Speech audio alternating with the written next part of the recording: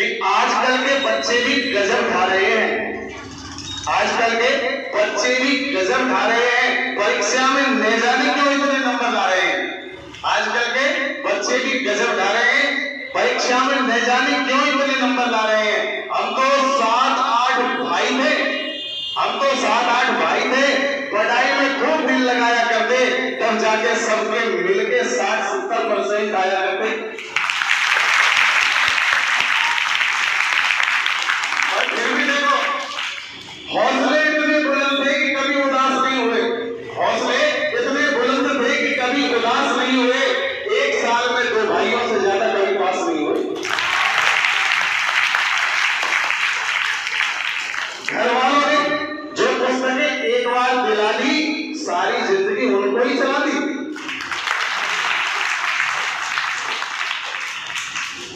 और हमारी बात क्या, हमारे छोटे भाई की बात तो देखो आप, कि छोटे वाला भाई हमेशा कई ट्यूशनों पढ़ा। छोटे वाला भाई हमेशा कई ट्यूशनों पढ़ा, पूरा जोर लगा दिया, लेकिन अगले क्लास में नहीं चढ़ा।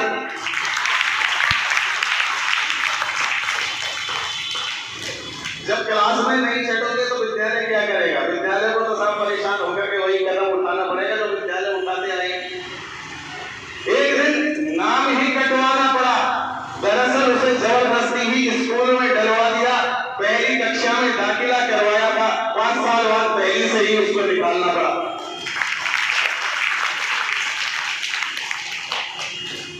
अब 7 भाइयों में से एक में ही ऐसा होनहार था भाई साहब उस जमाने में।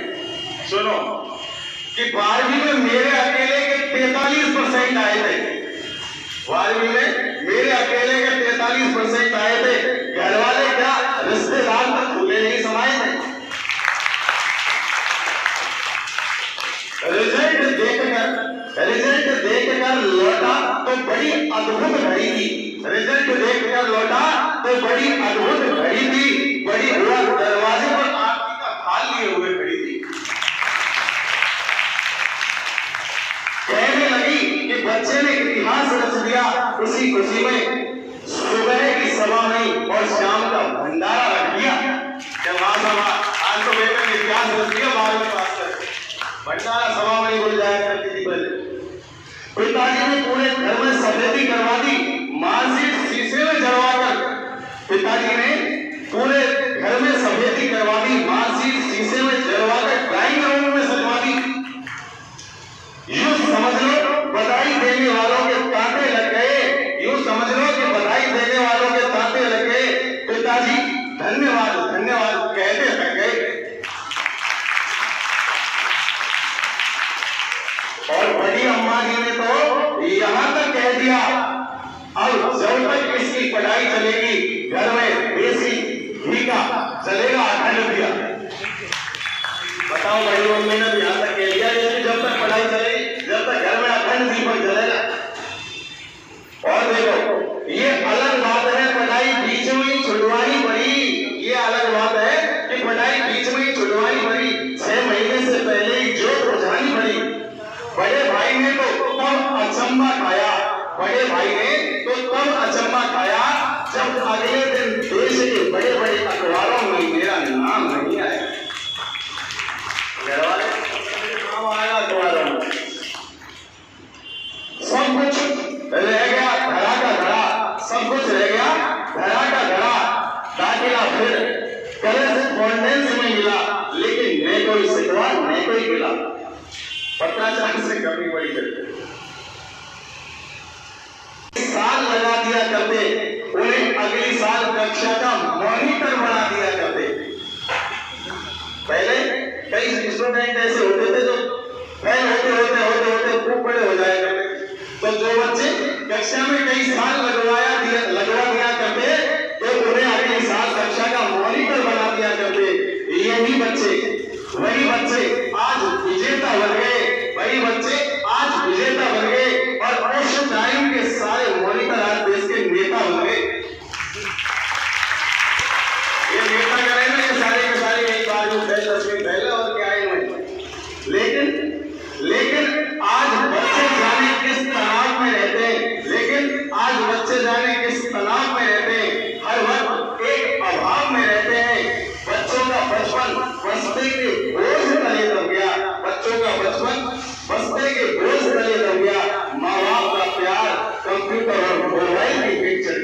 कंप्यूटर और मोबाइल भी नहीं चल गया।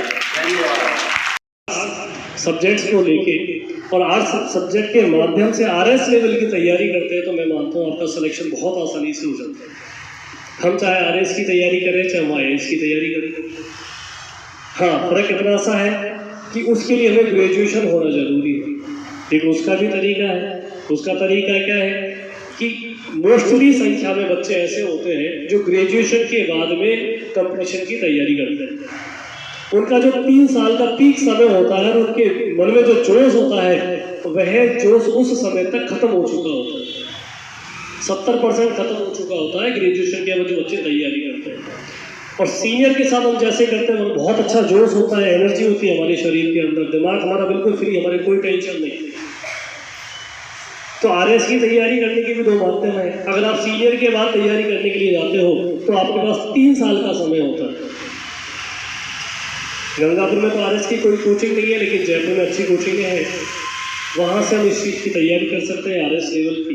और 3 साल लगातार हम इसकी तैयारी करने के बाद ग्रेजुएशन हमारा इसके साथ में हम कर सकते हैं, रेगुलर या प्राइवेट। और इसको करने के बाद हम आरएस का एग्ज़ाम फाइट करें। बहुत अच्छी तैयारी आप 3 साल में कर चुके होते हो। और उस आरएस में बहुत बड़ा जो पार्ट है वो आर्ट्स का आता है, हिस्ट्री, पॉलिटिकल, ज्योग्राफी, हिंदी, ये 4-5 सब्जेक्ट ऐसे हैं जो बहुत बड़े एरिया को कवर करते हैं। और जो आरएस की तैयारी साइंस वाले बच्चे करते हैं उनके लिए भी वही स्थिति है, उनको भी वापस दोबारा इसी सब्जेक्ट को पढ़ना पड़ता है, इसी सब्जेक्ट से तैयारी करनी पड़ती है। केवल अकेला एक हिंदी 120 नंबर का आता है, सोचिए कितना बड़ा एरिया कवर करता है हिंदी। और हम हिंदी सब्जेक्ट को यूँ ही लेके चलते हैं, हाँ क्या फर्क पड़ता है। बहुत सारी कंपटीशन एग्जाम्स ऐसी होती हैं जहाँ हिंदी का एक बहुत बड़ा रोल होता है। तो हम सोचें तो बड़ा सोचें। जब साइंस लेके एमबीबीएस की सोचते हैं, मैंने देखा है 95% वाले बच्चों का भी सिलेक्शन नहीं होता एमबीबीएस के लिए। 5 साल की एमबीबीएस करो, 5 साल की एमबीबीएस करने के बाद डॉक्टर की उपाधि मिलती है। केवल एमबीबीएस डॉक्टर को दिखाने के लिए कोई नहीं जाता, आप भी नहीं जाते। आप भी आजकल क्या देखते हो कि एमएस या एमडी है कि नहीं हो, तो ही हम दिखाने जाएंगे, हम दिखाने नहीं जाए। एमबीबीएस का वक्त ही समय ही खत्म हो गया उसका। तो 5 साल की एमबीबीएस करो और कम से कम 3 साल की एमडी करो। 8 से 9 साल का समय तो हमको उसमें चाहिए। अगर आपका सिलेक्शन हो जाता है तो गवर्नमेंट कॉलेज मिल जाता है तो बहुत अच्छी बात है। 720 में से कम आपके 600 650 नंबर आते हैं ना, जब जाके कहीं गवर्नमेंट कॉलेज मिलता है। अन्यथा इससे नीचे नंबर आता है तो 1 करोड़ रुपया चाहिए आपको एमबीबीएस करने के लिए, प्राइवेट कॉलेज से करने के लिए। प्राइवेट कॉलेज से अगर आप एमबीबीएस करते हैं, केवल एमबीबीएस, तो आपको 80 लाख रुपए चाहिए। और फिर एमडी करने के लिए जाइए तो फिर आपको उतना पैसा चाहिए, यानी दोनों डिग्रियों के लिए कम से कम 1.5 करोड़ रुपए चाहिए। सोचिए कैसे कहते हैं 1.5 करोड़ रुपए, जीवन में नाम ही बहुत बड़ा हो जाता है सुनने में कि 1.5 करोड़ रुपए का। फिर उसके बाद तैयारी करो, हम कब चलेंगे, चले तो चले, नहीं चलते। मित्तल विद्यालय एक संस्था नहीं है, केवल एक परिवार है जिसे हम मित्तल विद्यालय परिवार के नाम से जानते हैं। अभिभावक, सभी बच्चे और यहाँ के अध्यापकगण इस परिवार का हिस्सा है और आप सभी का सहयोग इस परिवार को आगे बढ़ाने में निरंतर मिलता रहा है और आशा है कि इसी प्रकार से सहयोग हमेशा मिलता रहेगा। और हम इसी प्रकार से श्रेष्ठ बच्चे जो अपनी पूर्ण मेहनत के साथ में किसी न किसी क्षेत्र में आगे बढ़ते हैं, उनका इसी प्रकार से यहाँ सम्मान करते रहेंगे।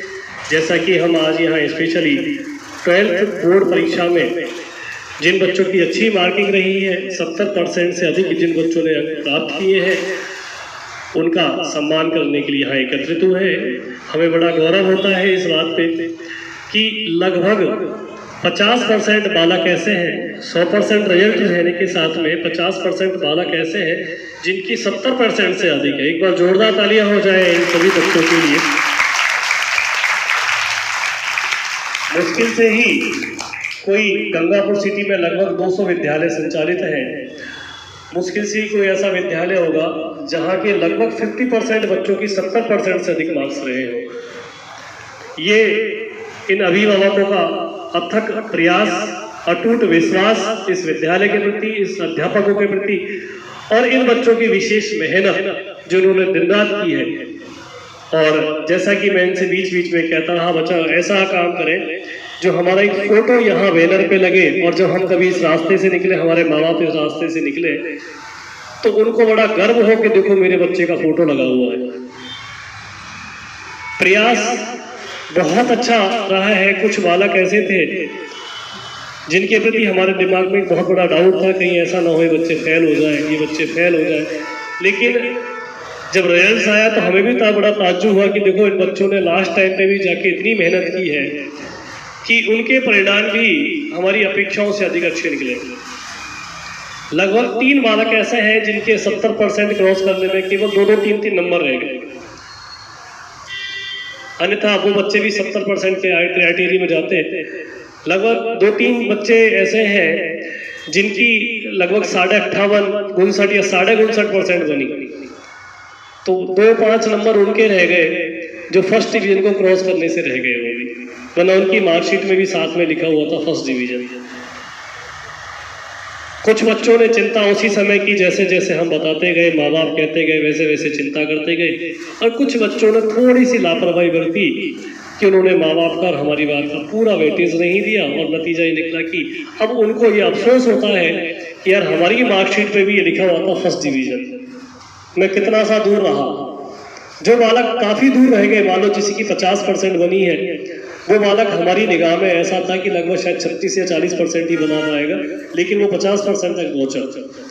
वो भी धन्यवाद और बधाई के पात्र हैं, मगर उनको ये एहसास होता है कि थोड़ा सा और प्रयास करते तो और भी ऊपर जाते। और जो 58-59 पे पहुँचे हैं, उन बच्चों को तो बड़ा अफसोस होता है कि हम थोड़ी सी मेहनत और कर लेते तो हम भी फर्स्ट डिवीजन पास हो जाते। हमें अपनी गलती का एहसास हुआ, हमारे पास चांस अभी भी है। मैं आपके कैरियर के बारे में कुछ चर्चाएं करूं जो कि बहुत महत्वपूर्ण है। केवल यहाँ आपका आना, यहाँ आपको मंच पर बुला के माला पहरा के आपका सम्मान करना, यही हमारा उद्देश्य नहीं है। अपितु उद्देश्य यह भी है कि आगे के रास्ते में जाके आप क्या करोगे, किस प्रकार से आपको आगे बढ़ना चाहिए और क्या रास्ते आपके पास हैं। हर बार ये हमारा प्रयास रहता है। इस बार स्पेशली मैंने इस क्षेत्र में बहुत ज़्यादा जानकारी लेने का प्रयास किया है, तो वो मैं जानकारी आपको दे दूँ। 12th के बाद हमारे पास कई सारे रास्ते हैं। सबसे पहला रास्ता होता हमारा STC का, कि हम STC कर सकते हैं। 2 साल की STC करने के बाद एक उसका टेस्ट होता है, एंट्रेंस टेस्ट। उस एंट्रेंस टेस्ट के माध्यम से हमारा सिलेक्शन होता है और हमको कोई कॉलेज मिलता है। उस कॉलेज में हम 2 साल की STC करते हैं, और 2 साल की STC करने के बाद फिर हम रीट वगैरह की तैयारी करके और हम 3rd ग्रेड टीचर के लिए हम अप्लाई कर सकते हैं। तो आपकी एक सरकारी नौकरी 3rd ग्रेड टीचर की वहाँ पे लग सकती है STC करने के बाद। दूसरा ऑप्शन होता है हमारे पास इंटीग्रेटेड कोर्स है BA B.Ed का। 2 ऑप्शंस हैं। हम 3 साल की BA करने के बाद 2 साल की B.Ed कर सकते हैं, 5 साल में ये कोर्स पूरा होता है। या हम इंटीग्रेटेड कर सकते हैं, यानी BA B.Ed एक साथ, तो हमारा 4 साल में ये कोर्स पूरा हो जाता है। इसको करने के बाद हम 2nd ग्रेड का टेस्ट भी दे सकते हैं, 2nd ग्रेड टीचर के लिए अप्लाई कर सकते हैं। 2 रास्ते।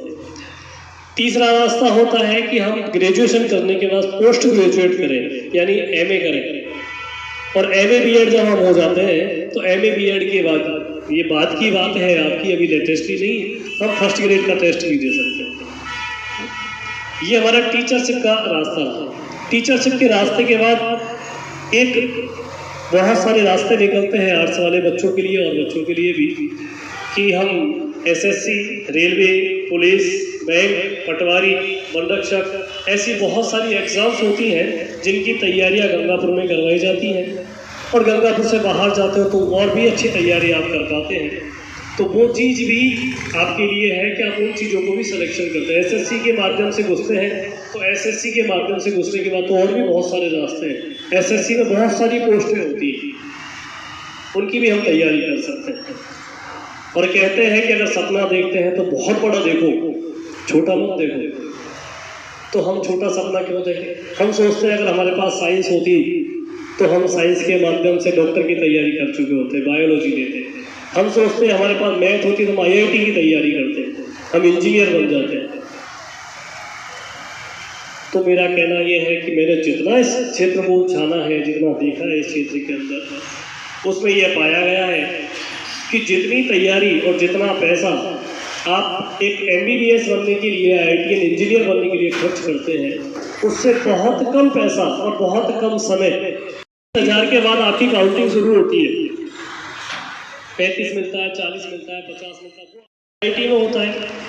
IIT हम देते हैं, हम देखते हैं कि इतने सारे स्कूलों में बहुत सारे सिलेक्शन दिए, लेकिन भाई साहब इसमें भी मेंस और एडवांस का फर्क होता है।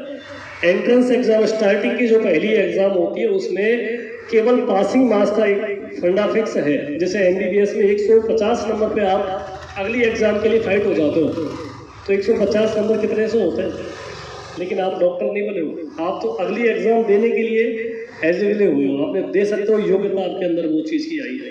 उसी प्रकार IIT में लगभग मैं मान के चलता हूँ कि वही रेशो मानो कि 20% 25% नंबर जो लेके आ गया वो अगली एग्जाम दे सकता है। इसका मतलब नहीं है IITian बन गया वो। और 12th क्लास में मैथ्स में अगर आपके 75% से एक भी नंबर कम रह गया तो आप IIT की एग्जाम और नहीं दे सकते, 2 ही चांस मिलते हैं, तो भाग। तो फिर क्या करोगे आप? BTech करोगे, BTech करके 35,000 40,000 50,000 रुपये के इंजीनियर बनते हो, उससे अधिक मंथली आपके पिताजी अपना काम करके कमा लेते हैं 35-40,000 30,000 रुपये महीने। अब 40,000 रुपये आपको जो महीना चार्ज मिल रहा है वो कहाँ मिल रहा है? मेट्रो सिटीज में, यानी बहुत बड़ा शहर जो जयपुर से भी बड़ा शहर है, जिसको 40,000 रुपये महीना तनख्वाह मिल रही है, वह भी 5 से 10,000 रुपये महीने अपने माँ बाप से अपना खर्चा चलाने के लिए लेके जाता है। क्यों? क्योंकि वो यहाँ ठेले पे खड़ा होकर टिक्कियाँ नहीं खा सकता, मॉल में जाके खाएगा। आपको 10 रुपये की 5 टिक्कियाँ मिल जाती है, वहाँ 10 रुपये की एक ही टिक्कियाँ मिलेगी आपको। 5 टिक्कियाँ तो खाओगे, 50 रुपये की होगी। जो शर्ट आप यहाँ पहनते हो 500 रुपये की शर्ट खरीद लाओगे, लेकिन जब आप BTech इंजीनियर बन जाओगे ना तो आपको वह शर्ट मॉल में से ही खरीदनी पड़ेगी। क्यों? कि आप इंजीनियर हो। तो नतीजा क्या होगा? वही शर्ट वो 500 की वहाँ पर 2,000 रुपये की मिलेगी। यहाँ गंगापुर शहर में 2 से 2,500 3,000 रुपये में आपको कमरा मिलता है। ढंग का कमरा होगा लगभग 3,000 का मिलेगा। लेकिन मेट्रो सिटी में जाके कमरा लोगे ना भाई साहब, आपको 10,000 रुपये महीने का कमरा मिलेगा। 10,000 रुपये महीने का कमरा होगा, 10,000 रुपये कम से कम आपके खाने पीने का खर्च हो गया, 20,000। फिर आपके कपड़े, आपके दोस्तों के साथ बाजार में आना जाना, लगभग 30,000 तो आपका इस बैलेंसिंग में खत्म हो गया। तो आपके पास बचा क्या? 0। बड़े खुश होते थे।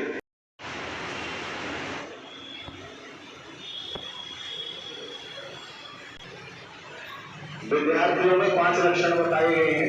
यदि विद्यार्थियों में वो 5 लक्षण होंगे तो वो दिनों दिन उत्तरोत्तर श्रेष्ठ मुकाम हासिल करते रहेंगे। माल्यार्पण करते हुए तालियों की गड़गड़ाहट के बीच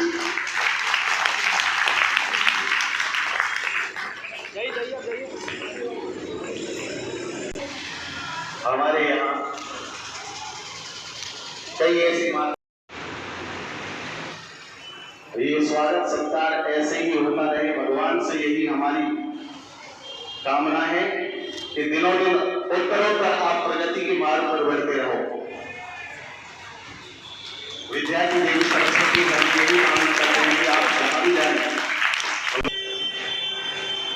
आज का दिन बेटियों के नाम प्रिया के बाद प्रिया के यदि अभिभावक हो तो कृपया वो भी मंच पर आए और सहभागी बने स्वागत सत्कार समारोह के।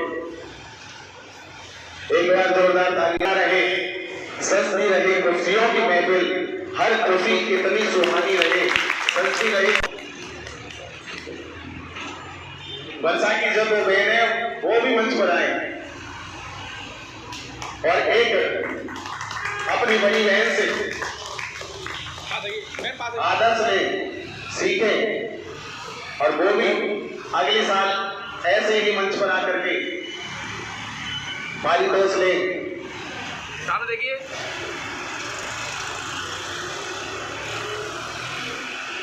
मुझे ऐसा लगता है कि आज उपस्थित नहीं हो।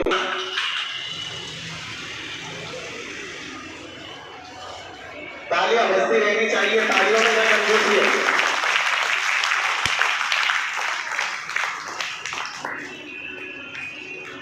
81.20% अंकों के साथ चौथा स्थान प्राप्त करके विद्यालय का नाम रोशन किया है बरसा मीना। बरसा का भैया यदि यहाँ हो तो कृपया वो भी मुझ पर आए।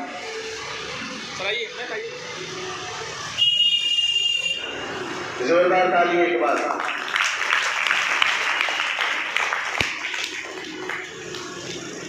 बीच में दिखाई दे रही है।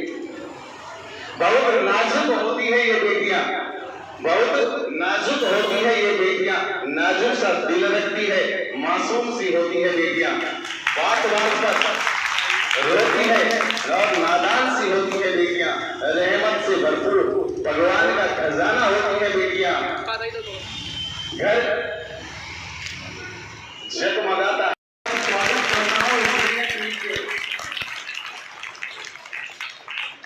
अब इन बच्चों की जो कहानी है वो इन्हीं की जवानी हम सुनने का प्रयास करेंगे। मित्तल विद्यालय के ये वो बच्चे हैं जिन्होंने बहुत मेहनत की, और सबसे बड़ी बात यह है कि हाईलाइट नहीं हुए बल्कि खामोश रह करके इन्होंने मेहनत की है और तब जाकर के सफलता हासिल की है। जो चेहरे आप इस वक्त फ्रेम में देख रहे हैं ये सारे वो बच्चे हैं जिन्होंने न सिर्फ मित्तल विद्यालय का नाम रोशन किया है बल्कि इस क्षेत्र का और अपने परिवार का भी नाम रोशन किया है। इन बच्चों से आपकी मुलाकात करवाते हैं और जानते हैं इनकी मेहनत के पीछे किसका सपोर्ट ज्यादा रहा और किस तरीके से इन्होंने मेहनत की है। अपना नाम बताएं। वर्षा चंदेल। वर्षा, सीनियर क्लास में आप यहाँ पढ़ रही हैं, 9 से आपने शायद यहाँ एजुकेशन हासिल की है। सबसे पहले तो मुझे ये बताइए विद्यालय के द्वारा जो यहाँ के टीचर हैं, यहाँ की फैकल्टी है, उनके द्वारा कितना ध्यान दिया जाता था और कितनी मेहनत करवाई जाती थी? बिल्कुल बोला है, झिझकने की आवश्यकता नहीं है। रेगुलर क्लास चलती थी? हाँ, रेगुलर क्लासेस चलती थी। अच्छा, कोई ऐसी सब्जेक्ट जिसमें आपको ज्यादा परेशानी आती थी तो आपने विशेष उसकी कोई क्लास ली या टीचर ने कोई विशेष आपको सहयोग किया हो? हाँ, ऐसे तो बहुत क्लासेस लगाई गई है टीचरों के द्वारा। क्लासेस लगती थी? हाँ, थोड़ी बहुत एक्स्ट्रा क्लास। अच्छा, कितनी परसेंटेज बनी थी? मेरी 85.40। 85.40% इन्होंने बनाई थी। और इन्हीं के साथ में एक और इनकी सहेली है जो उसी क्लास में रह करके जिन्होंने कामयाबी हासिल की है। नाम बताएं अपना। प्रिया सैनी। प्रिया, आपकी कितनी बनी है? 85.80। 85.80, यानी कुछ 4 कदम थोड़ा सा आगे निकली है प्रिया। अच्छा, मुझे ये बताइए कौन सी सब्जेक्ट ऐसी थी जो सबसे ज्यादा टेंशन देती थी या जिसमें सबसे ज्यादा प्रॉब्लम होती थी? Political science.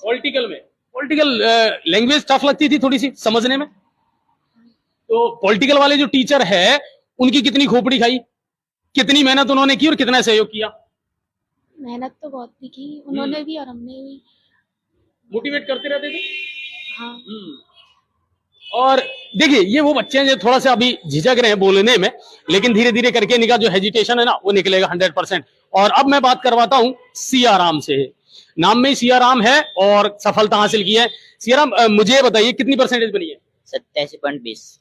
87.20। उम्मीद थी इतनी बना लेंगे या इससे ज्यादा की थी? उम्मीद तो सर इतनी थी कि लगभग बनी जाएगी, तो 95 की समथिंग।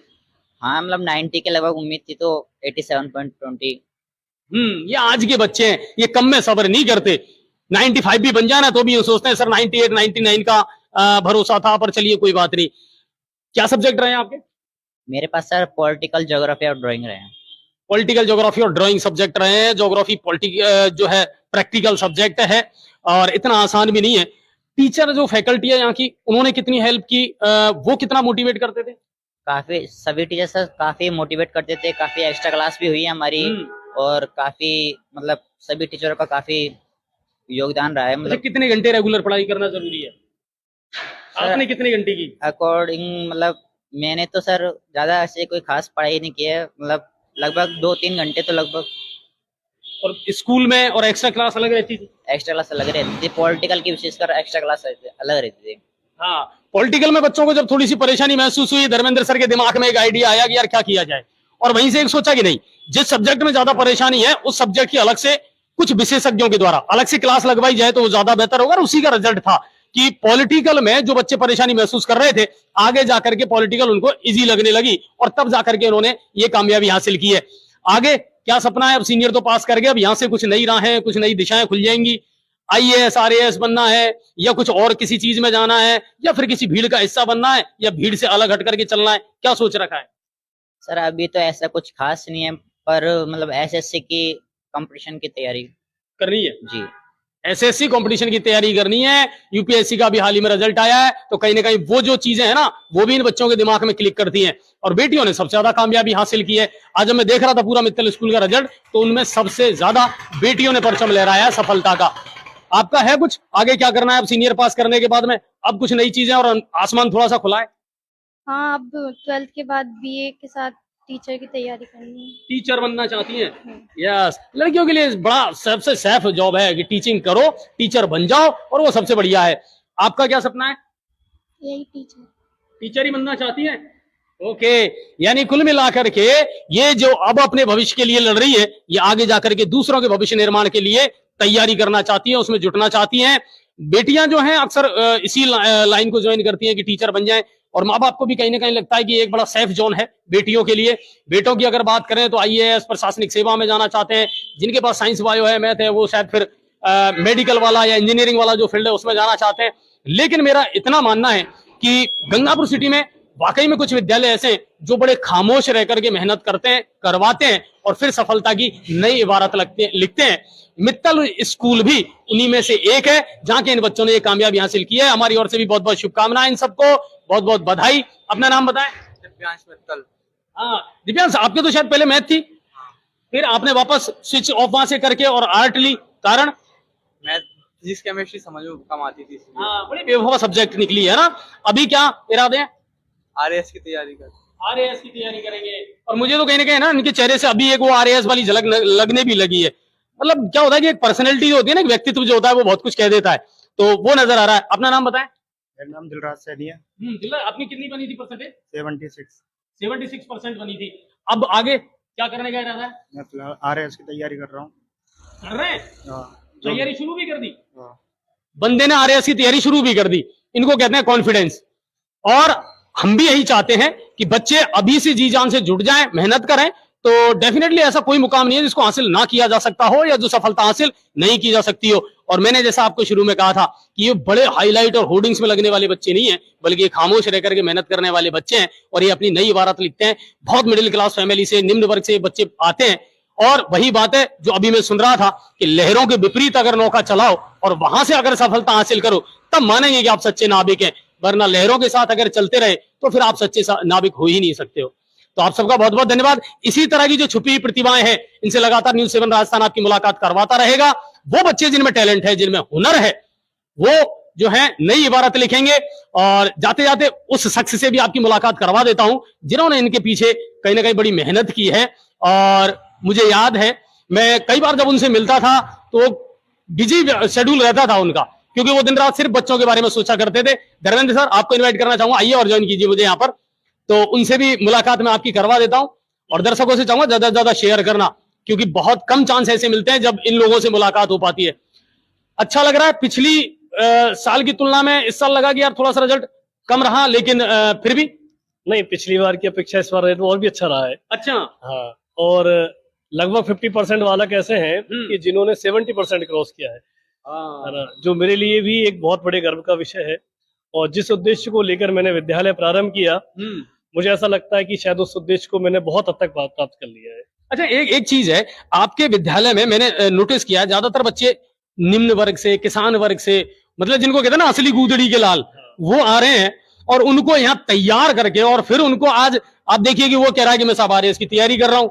तो ये जो चीजें ये आपको कितना इंस्पायर्ड करती है कि यार हाँ, मुझे भी लग रहा है कि हाँ मैं सही ट्रैक पर हूँ अब। हाँ, जब मैं बताऊं, मैं 20 साल का था जब मैंने विद्यालय प्रारंभ किया, और एमबीए की तैयारी मैं कर रहा था। एमबीए छोड़ के बीच में मैं आया, मन में एक इच्छा थी यार कुछ ऐसा करें जो दुनिया से अलग हो, जैसा कि आप अभी थोड़ी देर पहले कह रहे थे। वो मैंने किया, और सबसे पहले इस क्षेत्र को चुना जहाँ सारी सुविधाएं नहीं है, माँ बाप ज्यादा बच्चों को सपोर्ट नहीं कर सकते, इस प्रकार की चीजें वो किया। और पिछले लगभग 23 साल से मैं इस क्षेत्र में काम कर रहा हूँ। कोई व्हीकल नहीं, लेकिन मेरे पास बच्चों की संख्या भी बहुत अच्छी है। कहते हैं कि हिंदी मीडियम से में बच्चे नहीं पढ़ते, लेकिन यहाँ लगभग गंगापुर में 250 विद्यालय है, और हिंदी मीडियम में इस समय मेरे पास 750 बालक पढ़ रहे हैं। जो मैं मान के चलता हूँ, ऐसा कोई बात नहीं है। गार्जियंस शिक्षा को देखता है, ना कि हिंदी मीडियम या इंग्लिश मीडियम को। बिल्कुल, वो मेहनत को देखता है। और इन बच्चों ने बहुत सपोर्ट किया है, बहुत मेहनत की है, किसी प्रकार का कोई ट्यूशन कोचिंग नहीं लिया। ये सारी सेल्फ मेहनत है। आर्ट्स में इतनी अच्छी परसेंटेज बनाना।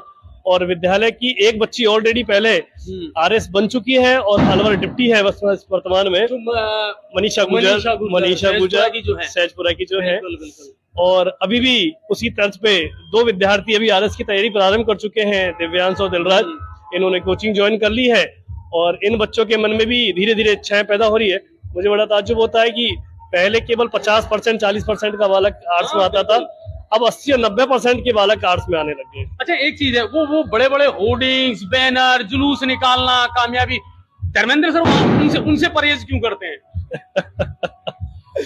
वो एक जो शॉर्टकट अपनाने का तरीका है, हाँ, कि बहुत ज्यादा खामोश रहकर मेहनत करने में थोड़ा आत्मसंतुष्टि जो है वो मिलती है हाँ। कि अपन को करना है, जिनको बढ़ाना चाहिए वो हम बढ़ाने में बहुत हद तक कामयाब रहे।